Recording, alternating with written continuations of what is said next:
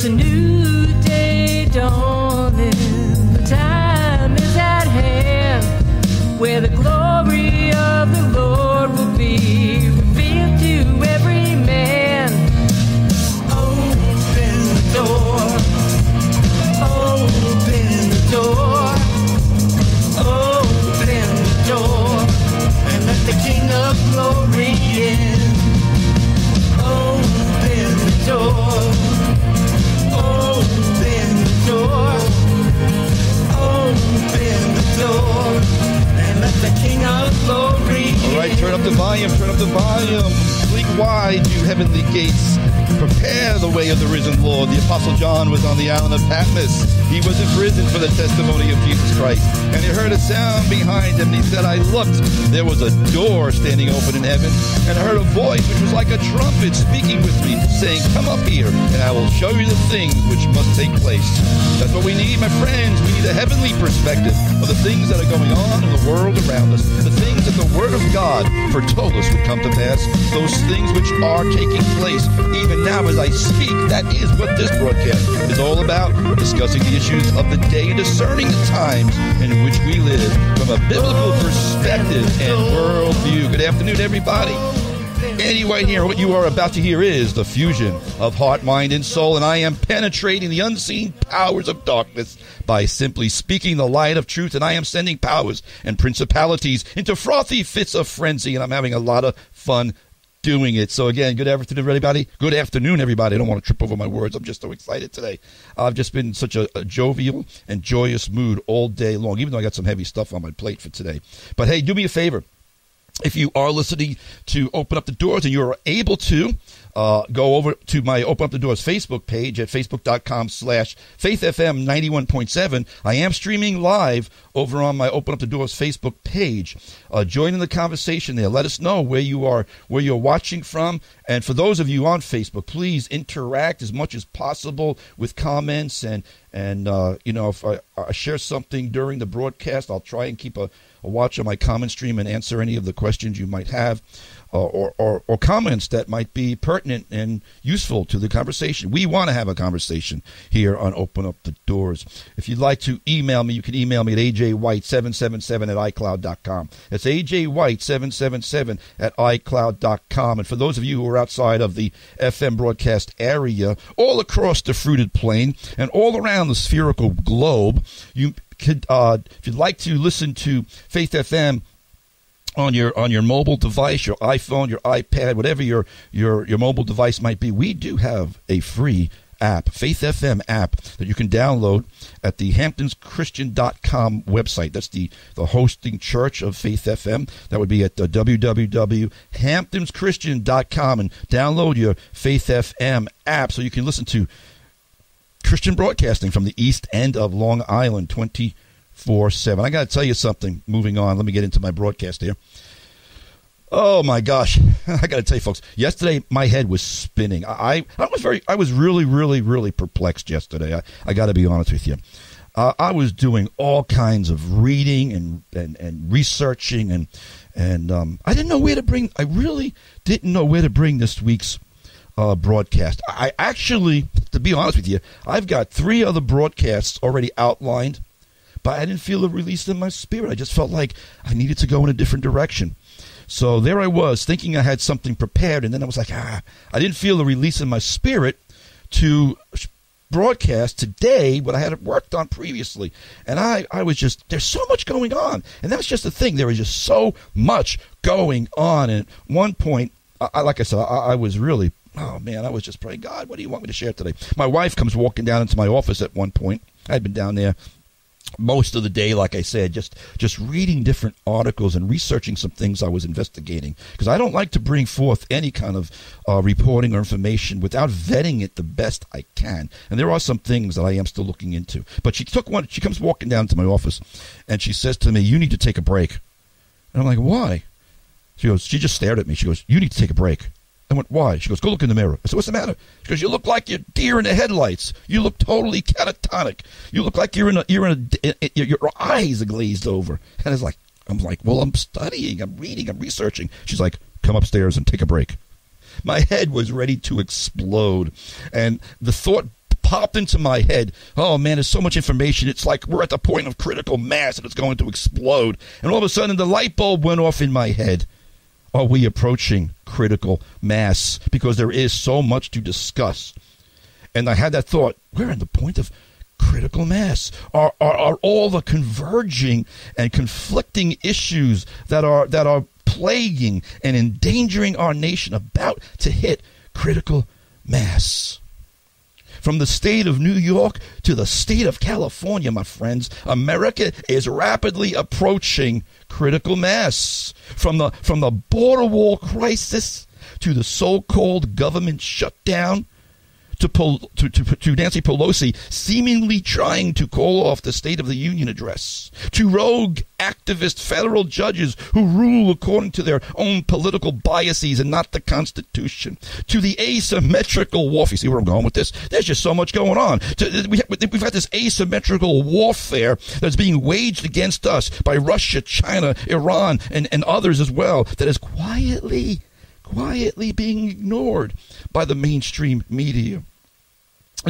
And you know, some of these seemingly disparate issues, they are more connected to each other than you might realize. They're more connected to each other than what the powers that be are willing to admit. But I found my head absolutely spinning and wondering to myself, when do we hit critical mass? Because when our cultural and political and national crises all converge and collide, critical mass will then be reached, and it's all going to explode into a cascading chain reaction of events, becoming a self-sustaining de-evolution into utter societal chaos and destruction. The prophet Hosea lamented against the northern kingdom of Israel. The prophet Hosea said, they sow to the wind and they reap the whirlwind. Because Ephraim has made many altars for sin, they have become for him altars for sinning. I have written for him the great things of my law, but they were considered a strange thing. Ephraim was the northern kingdom of Israel. It was Samaria. But here in New York, maybe a modern day, I won't say that. But here in New York, I will say this. The laws of God are considered a strange thing, like they were in the days of Hosea. The laws of God are considered a strange thing while they build for themselves many altars for sin. New York is falling. New York is falling. No, let me rephrase that. Let me rephrase that. It has already fallen headlong into an abyss of moral insanity, the consequences of which may not be immediately felt. But don't let that fool you, brothers and sisters. Don't allow the delay of the consequences to lull you or I to sleep. The consequences of godlessness codified into the laws and precepts of the land will ultimately reap their just due. They sow to the wind and they reap the whirlwind. New York State has truly become Sodom. We have now codified into all our laws all the iniquities and the abominations of the Amorites over these last several years under the current administration of Andrew Cuomo.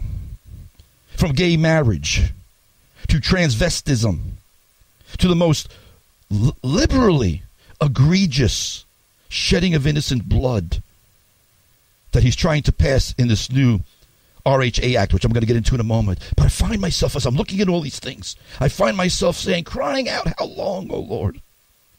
How long will it take before we reap the whirlwind? How long before you make us drink of the cup of your fury? The prophet Jeremiah, God said to him, Jeremiah 25, oh, that's a chapter, brothers and sisters, go read Jeremiah 25. Don't do it right now, though. But the prophet Jeremiah cried out, for thus says the Lord God of Israel to me, take this wine cup of fury from my hand, and cause all the nations to whom I send you to drink it. The day is coming, my friends. We're reaching critical mass. Our illustrious governor, Andrew Cuomo, he's obsessed with codifying into law every corrupt and godless thing he can offer up on the false gods of secular progressivism. And he's calculated, too, in his depravity. I believe it. I believe he is totally calculated in his moves and the things he does. Oh, he's got corruption in every facet of his administration, but he just seems to, you know, they used to say that Reagan was the, what they call him, I forgot that material. I can't think of it. Let me move on. Nothing sticks to him. But not that Reagan was corrupt at all. He wasn't. But nothing sticks to him. But I'm digressing a bit. Governor Cuomo, in his calculated depravity, word has it that he wants to pass the RHA on January 22nd, which is the anniversary of Roe v. Wade. There will be a March for Life in Washington, D.C. I believe it's tomorrow. I've gone down there the last 2 years, but I couldn't make it this year. But Governor Cuomo and the leftist majorities that now govern in both houses of the New York State Legislature, they are intent on passing abortion expansion legislation. For those of you outside of New York who might not know what the RHA is, it is something that we in the pro-life community in New York are fighting against the governor and his administration against. And by the way, if you are a Christian, you ought to be and better be in the pro-life community. But I digress again, sort of.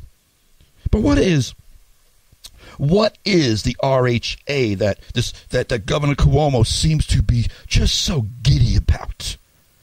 You know, he's calling it, the RHA stands for the Reproductive Health Care Act.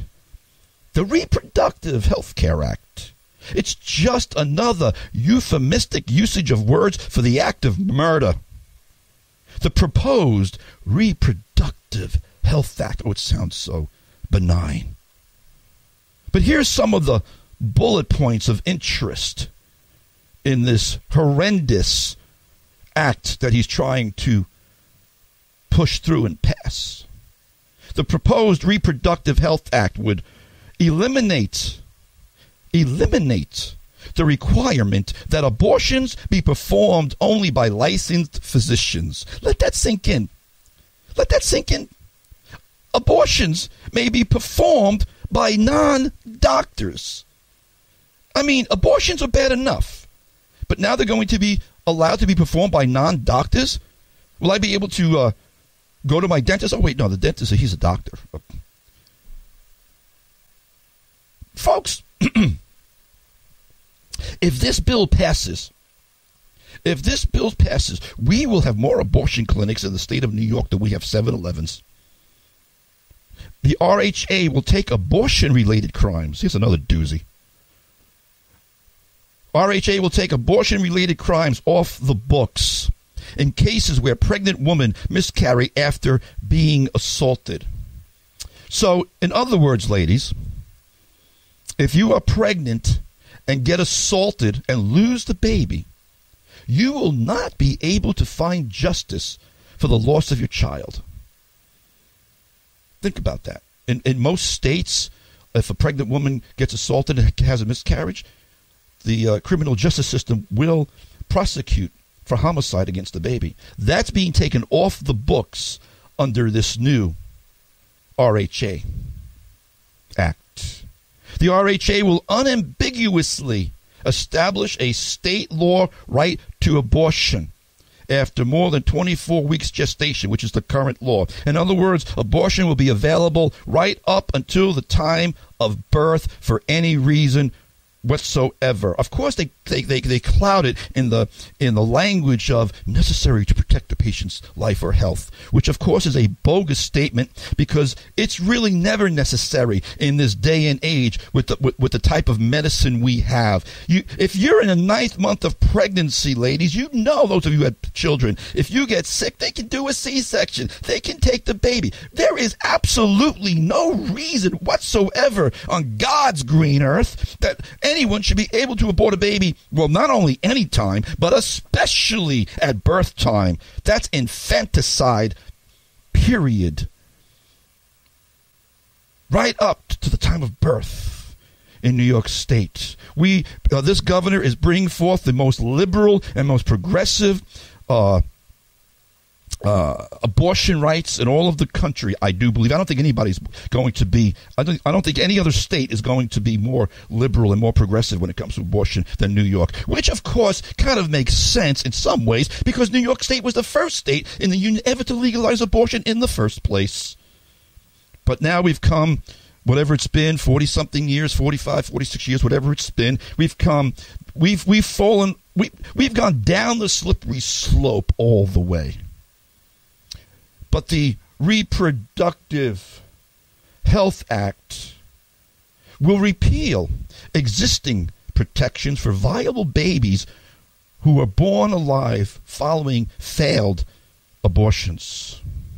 Yes, folks, there are a lot of human beings, women out there, who actually did survive saline abortions. In fact, so many babies were surviving saline abortions. I think, I'm not sure on this. You can check me on this, but I think they've banned saline abortions not because they were so horrible, which they are, but because they were failing so many times. But the RHA will repeal existing protections for viable babies born alive following late-term abortions. They will be refused medical care and left to die.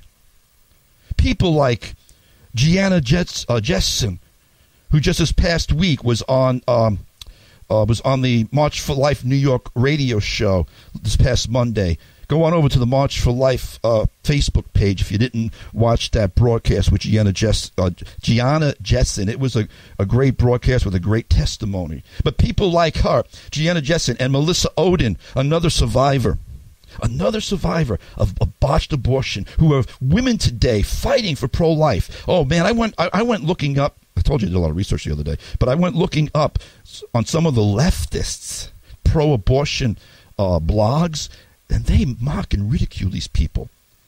It was disgusting what I was reading about what some of these bloggers are writing about. You know, they doubt their testimony. They say, well, they claim they survived an abortion. Hey, I gotta be nice. I can't use the words I want to use right now. Hey, you know what? There are these things called medical records. Do you think these women could get away with lying and fabricating a story when medical records are readily available to prove or disprove their testimonies? I got to rein it in because I'm gonna get myself worked up with some of this wickedness that is going mainstream to the max, folks. There is so much going on, and I'm focusing on this a little bit because right now here in New York, we've got to just bombard our state legislatures and Governor Cuomo's office with our disapproval of the RHA. I made a video the other day, and I'll be honest with you, I didn't really want to make it. I feel awkward. I feel uncomfortable with doing certain things like that. But I really believe that the Holy Spirit for a couple of days had been urging me to make this video that I made the other day. It's called An Appeal to Governor Andrew Cuomo. It's on my Open Up the Doors page. And I would ask that you would please go there during the break. Those of you who are on Facebook right now, please go to my Open Up the Doors page. And you'll see, just scroll down, you'll see the video I made. Please share that video into your stream. The purpose of me making the video was twofold. One, to get the word out about calling the governor's office to voice your opposition to RHA. And as I shared in the video, and I want to say something about the video, I'm a preacher. I could have been very fire and brimstone. I could have been ranting but I felt in my heart to rein it in and to be respectful. I wanted to,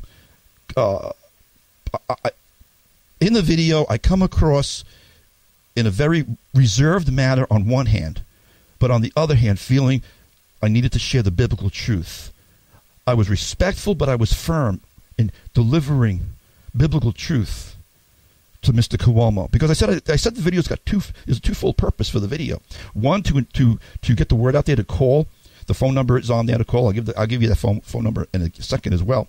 The second thing was to address Andrew Cuomo and to address him, to let him understand that he will stand before the judgment seat of Jesus Christ, and he will give an account for the blood of his hands if this bill passes.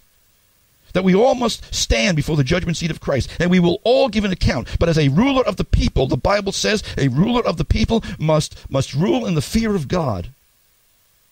So I would ask that you would please, the point of this, of me doing this was I was hoping, I'll be honest with you, I was hoping it would go viral, that somehow, some way, it might get into the phone or the iPad or whatever of Governor Cuomo, or at least one of his staffers, and they might say, hey, look at this. Some nut job is addressing you. Well, I don't care if I'm a nut job. Number one, God told me to do it, and number two, you know, it's we need to stand, folks. I admit that our chances of success with this administration and with this governor, I admit that they are admittedly quite low, but nevertheless, we need to continue to stand for life and to stand for righteousness nonetheless. We're in a warfare, my friends. We are in a warfare, and we won't win every battle on planet Earth. But I got news for you. Ultimately, we're going to win the war. Jesus is going to win the war. Can I see some thumbs up there on Facebook? That's kind of like saying amen.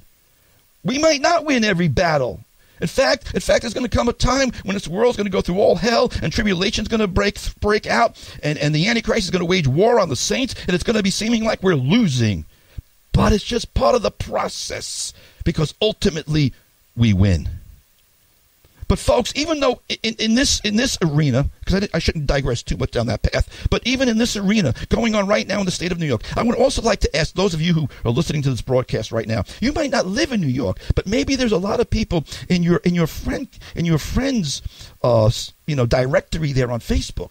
If you put this into your stream, your friends who might be living in New York can be encouraged to do it. So you don't have to just live in New York to share the video. Please, those of you who are listening, no matter where you are, share that video. It's on the Open Up the Doors page. It's called An Appeal to Governor Andrew Cuomo. Because even though, like I said a moment ago, our chances of success are admittedly quite low, but as Dietrich Bonhoeffer once famously said, one of my favorite quotes, one of my favorite all-time heroes in the faith, Dietrich Bonhoeffer said this: silence in the face of evil is itself evil.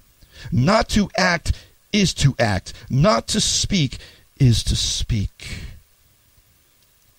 There's also another link on the Open Up the Doors page that I want to address. It's really easy, folks. It's really they made it so easy. I know a lot of us don't like to write, or we don't write, or we procrastinate in writing, but they made this really easy. All you need to do is fill out your name and information. They did a prefab letter to the state legislatures, the state senators, Governor Cuomo. You can read the letter so you know what you're sending. I read it. I said, I agree with that. I agree with that. Hey, this is a really good letter. I could not have said it better myself. All you got to do is fill out your name and click the button, and it goes to your state legislature. They need to hear from us. They need to hear from us. It's on my Open Up the Doors page. Please submit it to your state legislatures and urge them to vote against this hellacious proposal.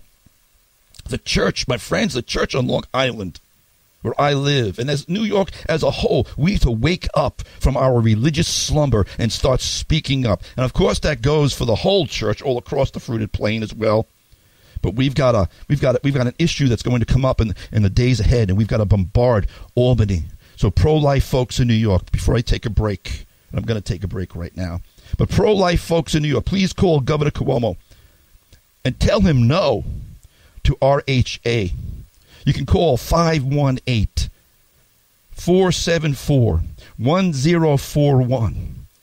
That's 474-1041. Be respectful. You will get an answering machine. You will get an answering machine. It will give you several options. Wait till the end of the options, because you will be able to leave a message. Leave a respectful message. Don't rant. Don't rail. Be respectful, and just tell them of your opposition to this terrible, terrible legislation. Church, it's way past time for us to rise up and do something. But I'm asking you right now, rise up and do something. Here's Matthew F. Do something. I'll be back in a moment, folks. It is well past the time for us to do something, brothers and sisters. That was Matthew West. Do something. Welcome back. Andy White here. You are listening to Open Up the Doors here on Faith FM. If you're just tuning in, WEGB 90.7 and 93.3 in Napeague, WEGQ 91.7 in Quag. And the views expressed by this show, namely me, are molded by the Word of God along with the empirical evidence, both experiential and observational, which is lived out by me on a daily basis. They may not be the views of Faith FM, or yours for that matter, but you know what my views are. And that's what this broadcast is all about. I began today's broadcast with this question. Are we approaching critical mass? Are all the converging and conflicting issues that are both plaguing and endangering our nation about to hit critical mass? There are seemingly disparate issues. They seem like they're not connected to each other, but they are more connected to each other than you might realize, my friends. The forces of this world's system, the spirit of Antichrist that is in the world, they're all working together to bring down America, and to bring down more than America, to bring down the West as a whole. They are using, and in many cases, actually creating the crises, or at least fomenting and exploiting them in order to crash the system. It's one of the procedures written out in Rules for Radicals about crashing the system. It's a Hegelian dialectic being played out. I'll get into a little bit of that, I think, a little bit later. But I want to get back to something for the moment. The prophet Isaiah said, "But the wicked are like the troubled sea, when it cannot rest, whose waters cast up mire and dirt. There is no peace, says my God, for the wicked." Back at the beginning of the year, the first broadcast of this year, I shared how I believed that we were going to be entering in as a nation perhaps one of the most tumultuous years we've ever seen. And this verse reminds me of that the wicked are like the troubled sea. They're just casting up mire and dirt, and there's no peace. We have folks like Nancy Pelosi and Chuck Schumer telling us that walls are immoral, talking about the border crisis down on our southern border. Walls are immoral, we're being told. And I'm really sick and tired of these godless leftists like Schumer and Pelosi giving us sanctimonious lectures on what is immoral.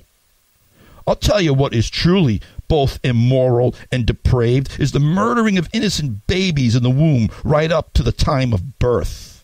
What is really immoral is not the temporary separation of families for processing and vetting purposes, but the permanent tearing apart of babies in the womb, literally from limb and the crushing of their heads. That's what's immoral, Miss Pelosi. You don't seem to have much of a problem with that, though. The wicked charlatans that these people are have no moral authority to declare whatsoever what is immoral. I am sick of their sanctimonious moralizing. You know what else is immoral? I'll tell you what else is immoral, being that you asked. It is being on record as saying that a wall is needed to protect America in the recent past, but now opposing a wall that would have saved the lives of Officer Ronil Singh and Kate Steinle and so many others had it been built earlier. You know about the story about Ronil Singh? He was a legal immigrant who came to America the right way, through the front door, through the proper process, because he loved America and he was coming here for a better life, like so many immigrants do.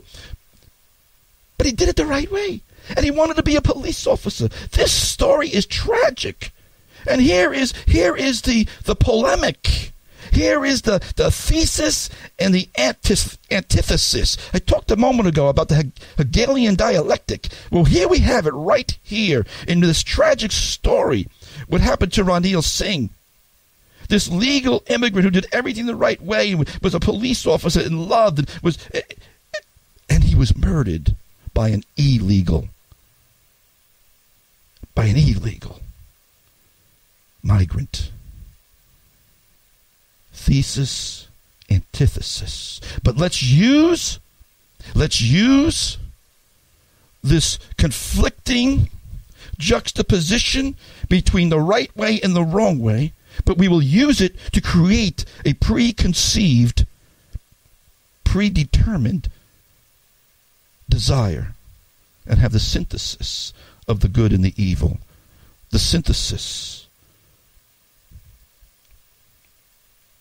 Pelosi and Schumer, they seem very willing to sacrifice American lives in order to ensure their political power. Not just them, but they're the leaders right now. And they've made statements in the past, and this is what I'm talking about, their immorality. They will trade your lives for their ideology. That's also immoral.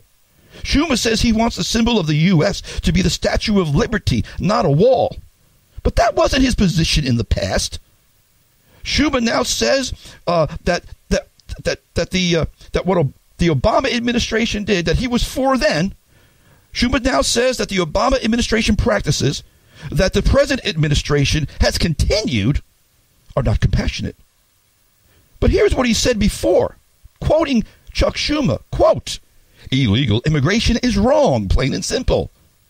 Until the American people are convinced we will stop future flows of illegal immigration, we will make no progress." So said Chuck Schumer in 2009.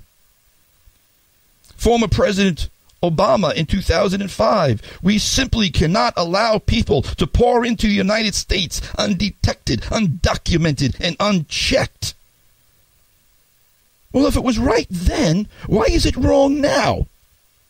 And Hillary Clinton in 2015, quote, "I voted numerous times when I was a senator to spend money to build a barrier." That's a wall, folks. She's playing with words like they do. Call it whatever you will. But I voted numerous times when I was a senator to spend money to build a barrier to try to prevent illegal immigrants from coming in. I do think you have to control your borders. Why? She wasn't called a bigot when she said that. Schumer wasn't called a bigot when he said that. But all of a sudden, people who were saying the very things that these liberal Democrats said just a few years ago, now we're all bigots. Baloney. I'm sick of it. These people have zero credibility. But that, of course, is just stating the obvious. This is what happens, folks. This is what happens when you have no moral clarity or core principles. You change with the current winds of popular opinion. Politicians, they call it evolving. God calls it a double-minded man, a deceiver, a charlatan. The leftists keep inanely telling us that walls don't work, which of course is just plain dumb. Try running through one sometime. But be that as it may. Be that as it may. That never stopped them from spending billions of dollars on their policies that have demonstrably not worked. Walls don't work. Absurd. In the early 2000s, Israel built a wall and got hammered by the world, and yet it caused a 95% drop in terrorist attacks.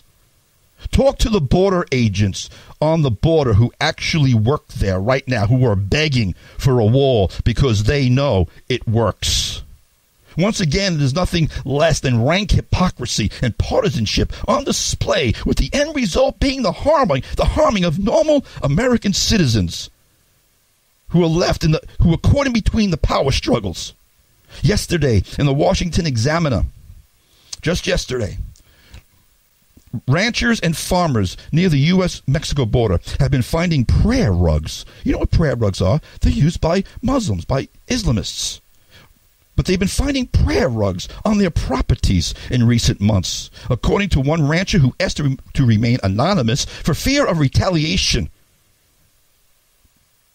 The rancher and 6 other residents of Animas, New Mexico, told the Washington Examiner this week that migrants from places other than Mexico and Central America are arriving. Quote from this unnamed rancher, "I've talked to several agents that I trust. There's a lot that I do not trust, but the ones I do trust, I talk to them," she said during a tour of her property. What Border Patrol classifies as OTMs, that's other than Mexicans, has recently increased in the last couple of years, but drastically within the last 6 months. Chinese, Germans, Russians, a lot of Middle Easterners. There were Czechoslovakians who were caught just last summer on my neighbor's property. The DHS has stated on several occasions that 3,700 people who were identified as coming from countries with terrorism problems have also been apprehended at the border. Homeland Security Secretary Kirstjen Nielsen said, "We've talked about the thousands of terror watch list individuals who have traveled through our hemisphere last year. To pretend there's not a danger on an unsecured border, on an open border, is just ridiculous. It belies common sense." I got to check my time here. You know what? I got to take a break. I got a bunch more here. I got to take a break. I got more here. I will get back to this in a moment, folks. But in all of this, hold that thought. But in all of this, with all of the stuff that's going on, we know we have a living hope in Jesus Christ. He is ultimately our hope. I have to take a break. Stick around. I'll be back.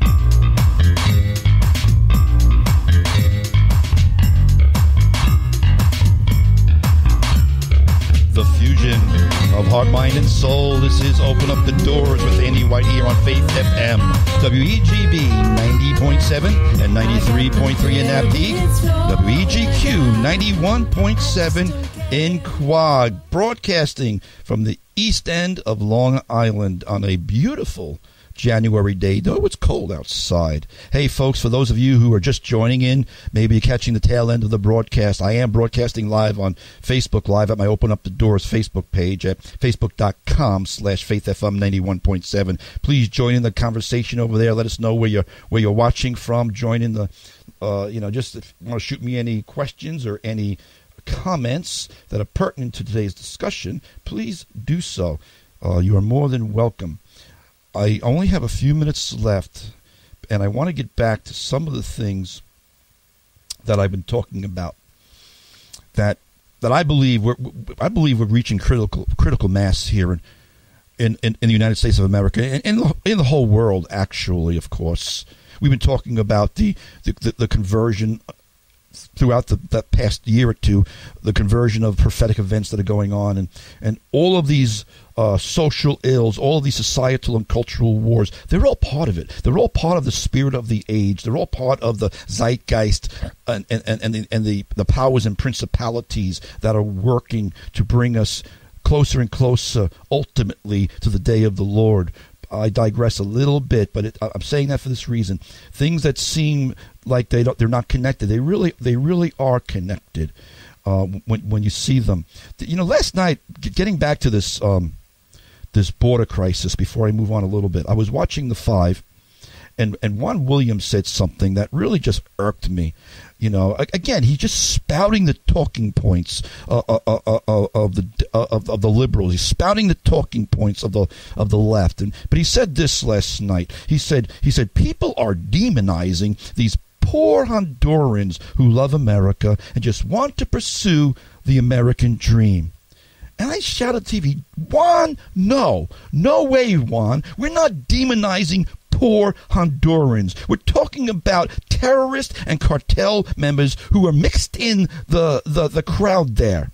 But he said that they're just pursuing the American dream. And I asked a question. I was actually yelling at my TV, something my wife just doesn't like me doing, but I do that on occasion.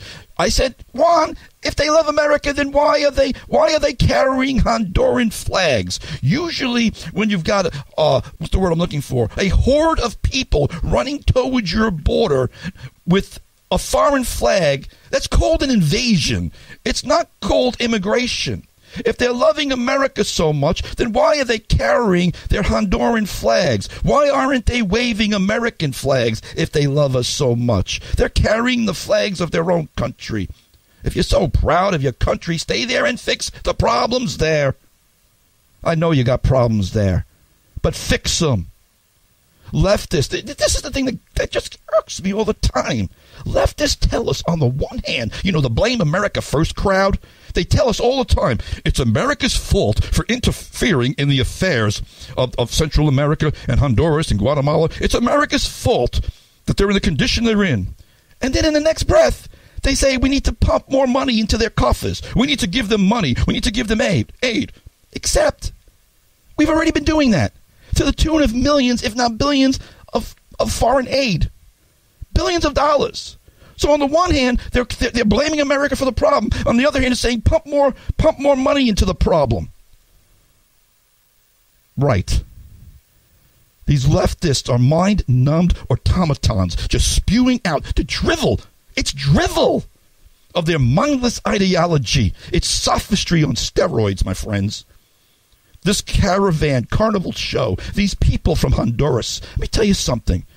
The good people, the poor people, the honest people, they are being used and abused by powerful people who have an agenda to undermine America. There is something else at play here that you need to be attuned to. This is where this Hegelian dialectic that I talked about a moment ago comes into play. It's where the Saul Alinsky crash the system comes into play. The Hegelian process of change is a systematic reasoning. It's an argument. It's the thesis that juxtaposes opposed or contradictory ideas, the antithesis. And it usually seeks to resolve the conflict by way of synthesis. There, the desired preconceived result is developed through the stages of thesis, antithesis, and synthesis. And it is being executed on a grand scale by the powers and principalities of this world's system. And that is what I mean when I say, are we reaching the point of critical mass? Here's the deal. It's asymmetrical warfare. I've read reports. Like I said the other day, I was doing a lot of researching, but I was trying to vet the sources too. Because you know that I do not promote conspiracy theories or advocate conspiracy theories on this broadcast. I try to vet my sources the best that I can humanly can without a team of reporters, without a team of investigators. I can just do the best I can. But I spend the time. I spend hours and hours reading and researching and vetting. But I've been reading reports that these Hondurans, yes, I'm not demonizing the people. They are being used. We just had a caravan a few months come up to the border, and they've been sitting in squalor in Tijuana. You would think that those people who left just the other day on this new parade, on this new charade coming north, you would think that they would have heard about the fact that they're not getting into this country, that they're being stopped. But that's not what they're being told. They're being fed lies by the powers that be. They're being used by the powers that be. And I read a report the other day that Iran, yes, Iran, is working with Venezuela and Cuba and the leftists in Honduras to destabilize our country. These things are directly connected, my friends. These forces are seeking to undermine and weaken the West as a prelude to a military invasion. I believe that is exactly what is going on. immigrants trying to crash our border, and